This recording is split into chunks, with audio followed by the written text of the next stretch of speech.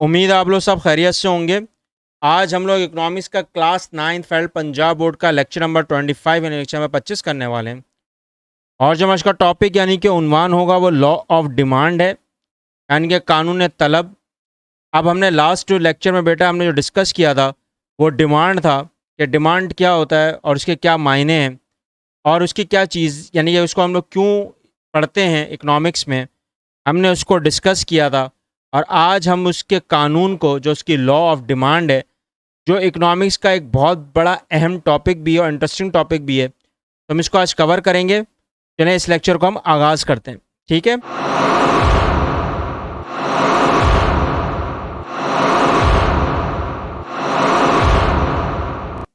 आज के लेक्चर को हम लोग कंप्लीट करने से पहले, जो मैंने आपको अभी इंट्रोडक्शन में बताया बेटा, अभी आपको थोड़ी देर पहले मैंने कन्विंस किया कि हमने जो लास्ट लेक्चर हमने पढ़ा था वो meaning and conditions of demand था, यानी कि तलब हालात और उसके मायने, जो हमने लास्ट लेक्चर में कवर अप किया था।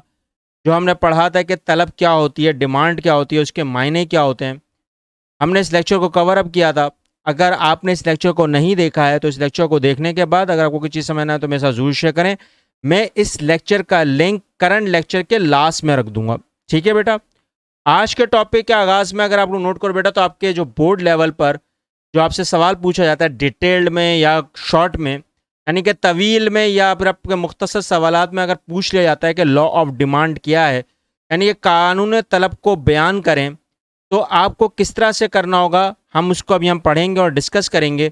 अगर आपने देखा हो बेटा, आपने अगर अपनी किताबों में, अपने नोट्स में अगर आपने देखा और उसको पढ़ने की, समझने की कोशिश की हो, तो लॉ ऑफ डिमांड जो कानून तलब है वो डिपेंड करता है, उसका जो एक्सप्रेशन है वो बिटवीन क्वांटिटी ऑफ कमोडिटी, यानी कि जो आप चीज़ खरीदने जा रहे हो, जो चीज़ की डिमांड है, जो तलब है वो कितनी है, और उसकी जो प्राइस है, कीमत है, जो कीमत का तयन किया जाता है उसको हम लोग डिमांड बोलते हैं। लेकिन लॉ ये हमें बताता है कि ये इन्वर्सली प्रोपोर्शनल है, यानी कि एक दूसरे के बरअक्स है। जैसे मिसाल के तौर पर अगर प्राइस यानी कि कीमत अगर कम होती है किसी भी चीज़ की, तो ऑटोमेटिक उसकी डिमांड जो है कहीं ना कहीं कभी ना कभी बढ़ना शुरू हो जाती है। और इसी तरह अगर प्राइस, जो पूरी कीमतें हैं, वो अगर बढ़ गई हों, या उसकी अगर फ़र्ज़ कर लें कि अगर उसकी महंगाई में इजाफा हो गया हो, तो तलब जो होती है, जो जिस चीज़ की डिमांड होती है, जो हमें ख़रीदनी होती है, उसकी ऑटोमेटिक वो फॉल हो जाती है, यानी कि उसकी कमी हो जाती है। अब ये लॉ ऑफ डिमांड जो है बेटा वो इन्वर्सली प्रोपोर्शनल तो है ही है, लेकिन असल जो डिमांड, जो असल जो निर्भर करता है कंपोनेंट्स के ऊपर, जो निसाब जो आपकी स्क्रीन के ऊपर दिख भी रहा है, वो एक प्राइस है और उसकी क्वांटिटी है, यानी कि तादाद है, और उसकी एक कीमत है जिसका तयन किया जाता है, ठीक है बेटा। अगर नोट कर लिया होगा बेटा, तो असल बात जो डिमांड के ऊपर एक फंक्शन आता है, जो मेन इंपॉर्टेंट चीज़ है वो है प्राइस, ठीक है बेटा।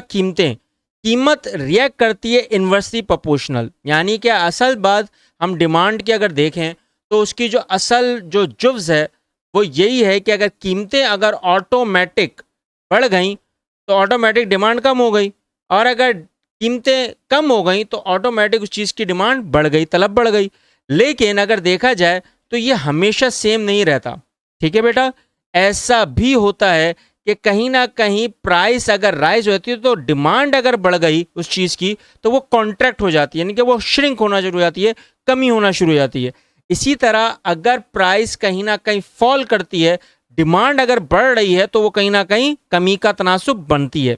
अब इसी तरह अगर हम लोग एक फ्रेज के ऊपर देखें, the other things remaining the same, यानी कि हम हर चीज़ को अगर हम लोग बराबर रखने की कोशिश भी करें लॉ ऑफ डिमांड में, तो हम लोग अज्यूम कर सकते हैं कि अगर लार्ज क्वांटिटी में अगर कोई चीज़ तब्दील हो रही है इन फ्यूचर, जैसे फैशन हो गया, सीज़न हो गया, या इनकम हो गई, या टेस्ट हो गया, जायका हो गया कंज्यूमर का, जो उसकी डिमांड होती है, तो पोजीशन कहीं ना कहीं हम लोग क्या करते हैं, सब्स्टिट्यूट पे भी निकल जाते हैं।